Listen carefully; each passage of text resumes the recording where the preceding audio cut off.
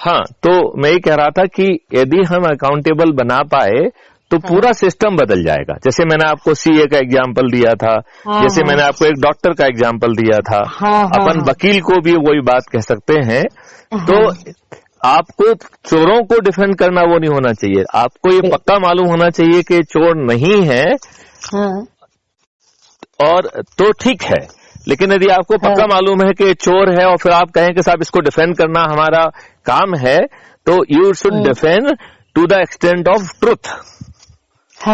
सत्य को जो है ना आप केवल सपोर्ट करिए, बाकी के बारे में आप तटस्थ होकर खड़े होइए। नहीं तो जो है आपको गलत व्यक्ति के बचाने के लिए और जानबूझ के बचाने के लिए आपको अकाउंटेबल ठहराया जा सकता है। हाँ, इसमें भी सजा का मतलब प्रावधान होना चाहिए। करेक्ट। अगर तो आप गलत व्यक्ति को डिफेंड कर रहे हैं, मतलब मेरा मानना तो ये है कि गलत करना। देखिए हमारा कहना है इसमें गलत व्यक्ति पूरे पर से फुल मत कहो आपको। वो जो चीज सही कह रहा है उसको आप सही वाले पार्ट को सपोर्ट कर दो, ठीक है ना। यदि कुछ पार्ट में आप अनश्योर हैं तो आप तटस्थ खड़े हो जाइए, बिल्कुल, कि मैं इस बारे में कुछ नहीं कहना चाहता हूं। जो ग्राउंड पे एविडेंस आ रहे हैं माननीय कोर्ट से निवेदन है कि उसके हिसाब से कार्रवाई करें। मतलब किसी चोर को डिफेंड करना आपकी लॉफुल ड्यूटी नहीं हो सकती है। राइट, मतलब you should stand by the facts which you feel कि दे आर ट्रू। तो कई बार क्या होता है कि लोग जानबूझ के सब कुछ मालूम होने की ये ट्रिक बताते हैं कि ऐसा कर लो, ऐसा कर लो, ऐसा कर लो, ऐसा ही एविडेंस कॉन्कैक्ट करो, ये ऐसा एविडेंस कॉन्कॉर्ड करो, इस तरीके से बताते हैं। तो इसका मतलब है कि आप गलत व्यक्ति को डिफेंड कर रहे हैं। बिल्कुल। जैसे हमने आपको बताया कि वो कंप्लेंट अथॉरिटी ने एक नोटिस दे दिया डॉक्टर साहब को कि आपका यह जो कृत्य है ये अनइथिकल है और क्यों ना आपका प्रैक्टिसिंग लाइसेंस रद्द कर दिया जाए। ऑस्ट्रेलिया का हमने आपको केस सुनाया था, कैनबरा का, है ना।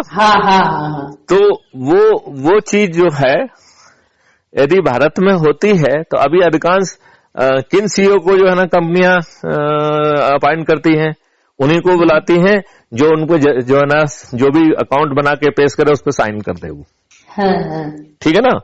यदि मान लो आप उसमें मीन में निकालेंगे, कहेंगे साहब ये गलत है, ये गलत है, तो वो आपको बुलाएंगे ही नहीं, आपको अपना ऑडिटर ही नहीं बनाएंगे, आपको जो है ना उस कमेटी में ही नहीं रखेंगे।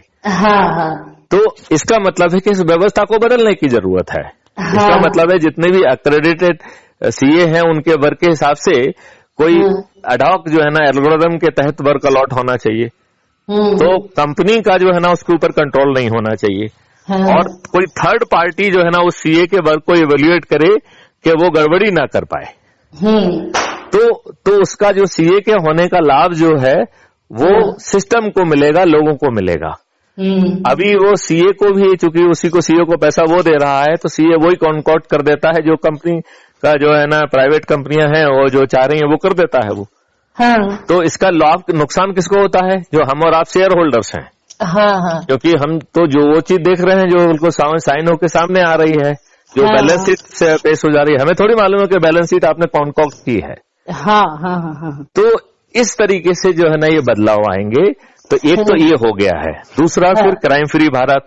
तीसरा इसका एग्रो मॉडल है। एग्रो मॉडल कह रहा है कि हम किसानों को 5 गुना कर देंगे। 5वां इसका आयुष मॉडल है जो कह रहा है कि लोगों को हम दीर्घायु भी करेंगे और वो कह रहा है कि हम इस देश को समृद्धशाली भी बनाएंगे, ठीक है ना। फिर जो है ना इसका नेक्स्ट है कि साइबर क्राइम फ्री भारत, मतलब इवन क्राइम फ्री भारत के पहले साइबर क्राइम फ्री भारत होना चाहिए क्योंकि हमें पेपर करेंसी से निजात पाना है। तो यदि हमने डिसाइड किया कि हमें 2 साल में पेपर करेंसी में से बंद करना है तो आज से वो प्रैक्टिस चालू हो जाए, जिससे 2 साल में लोगों को बिना किसी दिक्कत के पूरी तरह से आदत हो जाए उसकी, ठीक है ना। और कहीं पे कोई एक्सेप्ट ना करे ऐसे हालात नहीं होना चाहिए और कोई यदि उसको एक्सेप्ट नहीं करता है तो अपराध होना चाहिए। बिल्कुल इस तरीके से हम करेंगे और चूंकि साइबर क्राइम उसमें हो नहीं पाएगा तो लोग बात निर्भीकता से वो काम कर पाएंगे। अब एक बार आपकी करेंसी फ्री भारत बन गया, मतलब पेपर करेंसी फ्री भारत, ठीक है ना। तो आप ये देखिए ना जो है ना हवाला होंगे, ना एनजीओ के पास फर्जी बदमाशी का पैसा आएगा, न टेररिस्ट ऑर्गेनाइजेशन के पास आएगा।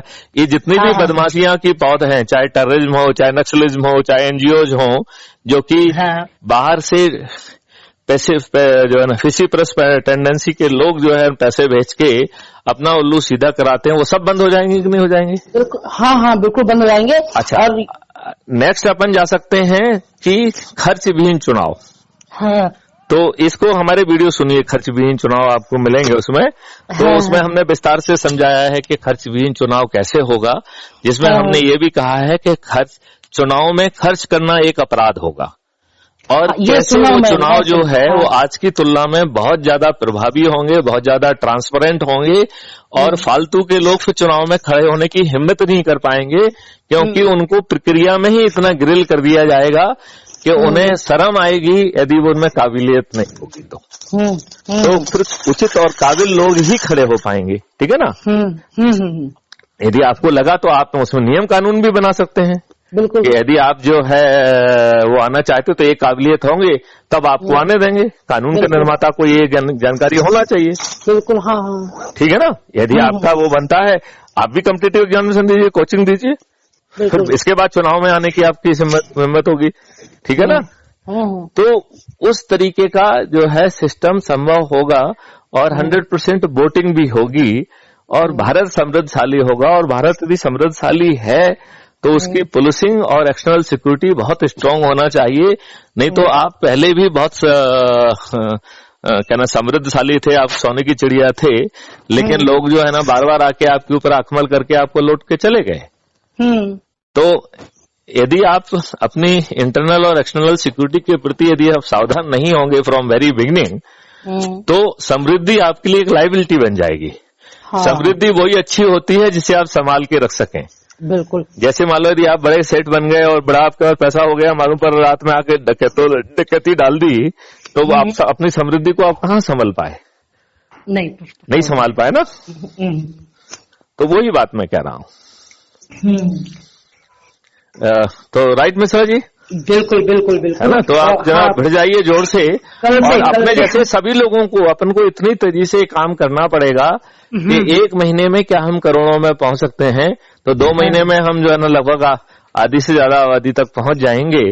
और यदि ऐसा होता है तो हम अपने ही चुने हुए व्यक्तियों से वो नियम कानून और कार्रवाई करा पाएंगे, क्योंकि उन्हें वो शक्ति प्राप्त दोबारा हो जाएगी। अभी उनको बहुत सारे लोग, उनके ही लोग डराते रहते हैं। हाँ। तो फिर उनको फिर डरने का नहीं रहेगा, वो तो सोचेंगे कि पब्लिक देखो हमारे साथ खड़ी हुई है, तो हम क्यों इनकी बात सुने। तो उससे उनको ताकत मिलेगी। आपको ये बात कुछ जम रही है? नहीं बिल्कुल जम रही ना। हाँ। तो बस यही करना है। और आपको ये लग रहा है कि ये सोच का तरीका अच्छा है? बिल्कुल सही लग रहा है। मैंने आपको पहले भी बोला था कि जब स्टार्टिंग में मैं आपको सुना था, हाँ, उस टाइम से ही मैं इंटरेस्टेड हो गया था, मैं प्रभावित हुआ था। जी। और कई बार मैं आपसे कांटेक्ट भी कर चुका हूँ इस चीज को लेकर के। बट हाँ, ये जरूर था कि अपने को इस चीज का अनुभव नहीं था। जैसे हमने पहले ग्रुप जो बनाया था, तो एक ही ग्रुप मैंने बनाया था, रक्तदान सेवा संस्था, निःशुल्क रक्तदान सेवा संस्था की एमपी के अंदर किसी को भी कभी भी किसी चीज की आवश्यकता, ब्लड की आवश्यकता है, तो वो कॉल करेगा, उसमें आधे घंटे के अंदर उसके पास ब्लड अवेलेबल हो जाएगा। फिर मैं जब और आगे आया तो मैंने देखा, इंटरेस्ट मेरा हुआ हिस्ट्री को लेके कि क्या हिस्ट्री है, क्या राष्ट्रवाद है, क्या हिंदुत्व, ये सब चीजें। तो फिर मैं उन लोगों को ढूंढना स्टार्ट किया जो इस चीज को बहुत अच्छे से समझा सके और क्लियर बता सके। मैं आप सबको मॉर्निंग में बोला था कि सस्पेंस में रहता था मैं। हाँ, तो ये जो न्यू ग्रुप बनाया, जिसमें टोटल रिटायर्ड और वरिष्ठ लोग हैं, इज्जत प्रतिष्ठित व्यक्ति हैं, वो सब इसमें जुड़े हुए हैं। तो इनके द्वारा जो हमको मार्गदर्शन, लेकिन इसमें एक चीज हमको जो समझना पड़ेगी कि प्रतिष्ठित होने के साथ साथ जो है अच्छा करने की इच्छा शक्ति होना बहुत जरूरी है। बहुत सारे लोग रिटायरमेंट आते आते जो है ना वो पेंशन और उसके बियॉन्ड सोच ही नहीं पाते हैं। वो चाहते हैं कि साहब जो है ना हम पत्ते खेल लें, हम जो है ना गोल्फ खेल लें, बच्चों को खिला लें, बेबी सीटर बन जाएं। मतलब उनकी जो देश हित की जो क्षमताएं हैं वो तो कहीं ना कहीं उनकी कुंठित हो जाती है, वो इच्छा ही नहीं रह जाती। तो जो उनमें सामर्थ्य है, जो उनका अनुभव है, तो सेवा के दौरान भी आपने कुछ ज्यादा नहीं किया और उन्हीं लोगों को जो है ना तलवे चाटते रहे और आपने गड़बड़ियां होने दी। जैसे बात, ये क्वेश्चन मैं हमेशा पूछता हूँ कि आर्टिकल 35A संविधान में कैसे आया? मतलब प्रेसिडेंट की उद्घोषणा से कोई आर्टिकल नहीं बन सकता है। यदि कोई ऑर्डिनेंस भी बनता है तो वो 6 महीने में यदि पार्लियामेंट में पेश नहीं होता है तो वो स्वतः जो है निरस्त हो जाता है, ठीक है ना। तो फिर एक आर्टिकल कैसे बन गया? और धूर्त लोगों ने इसमें कंफ्यूजन करने की बहुत कोशिश की। उन्होंने क्या करने की कोशिश की? उन्होंने कभी उसको रूल कहा, कभी कुछ कहा, और उसके सहारे उन्होंने 2 संविधान ले आए, 2 विधान ले आए, प्राइम मिनिस्टर ले आए, एक इलीगल आर्टिकल के माध्यम से। जो संविधान के व्यवस्था के अनुरूप पैदा ही नहीं हुआ। क्योंकि संविधान में कोई चीज पैदा होने के लिए संविधान के संशोधन की जरूरत होती है। तो आर्टिकल 368 जब पार्लियामेंट उसे संशोधित करेगी तो संशोधन हो पाएगा। कोई प्रेसिडेंट तो उसे नोटिफाई नहीं कर सकता है।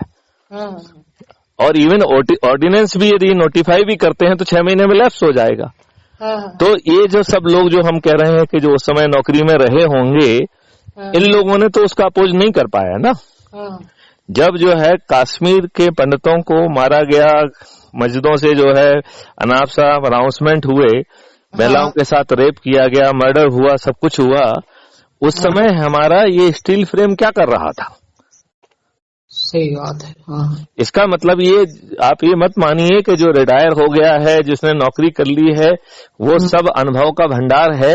वो कमजोरी का और अपने खुद के अनुभव का अपने लिए जीना, अपने डर के साथ जीना, वो उसका भी तो वो ज्वलंत एग्जाम्पल है ना। हाँ। नहीं, आप इस पहलू पे आप विचार कर रहे हैं? नहीं, बिल्कुल विचार कर रहा हूँ। तो क्योंकि ये बताइए कि जो अनुभवी हैं, उनके नाक के नीचे जब गड़बड़ हुआ तो वो उसका प्रतिरोध तो नहीं कर पाए। कर पाए क्या? नहीं कर पाए। तो मेरे कहने का मतलब है कि अगर हमारे 500 हम ऐसे व्यक्तियों के बीच में अगर पहुंचे हैं, तो 500 में से 50-100 ऐसे तो होंगे ना, इतने तो होंगे ना जो कि मतलब इंटरेस्टेड होंगे और सपोर्ट करेंगे अपना। पूरी तरह से नहीं होंगे। कई बार क्या होता है कि आदमी नौकरी करते करते इतना थक जाता है कि वो जो है गोल्फ खेलना चाहता है, ये करना चाहता है कि भैया मैं जो नहीं कर पाया अब वो कर लेता हूँ, अब मुझे और कुछ नहीं करना है। तो यदि आप इस माइंडसेट पे पहुंच गए कि पहले नौकरी के दौरान भी आप अपने लिए जी रहे थे और नौकरी के बाद भी आप अपने लिए जिएंगे, तो आपके अनुभव का और आपके पद का हमें क्या फायदा मिला? बिल्कुल। हाँ, मतलब मेरा ये कहना है कि आपके पास अनुभव हो सकता है, लेकिन आपको उस अनुभव को बांटने का और शक्ति के साथ जो अब देश हित में यूज करने की सोच और शक्ति होना चाहिए ना। आपको कितने लोगों में वो सोच और शक्ति दिखाई देती है? इस बात का जवाब दीजिए मुझे जरा। नहीं, मेरे कहने का मतलब ये है कि जैसे कि अपन ऐसे व्यक्तियों को 500 व्यक्तियों से हम जुड़े, ऐसे व्यक्ति हैं, उन 500 में से कुछ तो ऐसे होंगे ना जो कि हमारे विचार को सहमत, हमारे विचार से सहमत होंगे। मेरा ये कहना है कि हम सभी लोगों को जोड़ते चलें, जो जितना कर पाए वो अच्छी बात है। जो नहीं भी कर पाए वो अच्छी बात है, वो उसके लिए हम उसको साधुवाद देंगे, कम से कम वो जुड़ा हुआ तो है। बिल्कुल। आजकल तो लोग अच्छी चीज से डर के भाग जाते हैं। मतलब लोग तो बुरी ग्रुप में रहने में उन्हें कोई दिक्कत नहीं है, लेकिन कभी जो कोई ज्यादा अच्छी बात करने लग जाता है तो लोग भाग खड़े होते हैं। हाँ। आपने देखा कि नहीं देखा? बिल्कुल। हाँ, देखा हूँ ना, अपने ग्रुप में ही देखे हैं। हाँ, देखा हूँ। हाँ, तो चलिए, मेरे ख्याल से अच्छी शुरुआत है। हाँ, बस कल से मैं प्रारंभ कर रहा हूँ। ठीक है ना। राइट मिश्रा जी, जय हिंद, जय भारत, वंदे मातरम। हम होंगे कामयाब। धन्यवाद।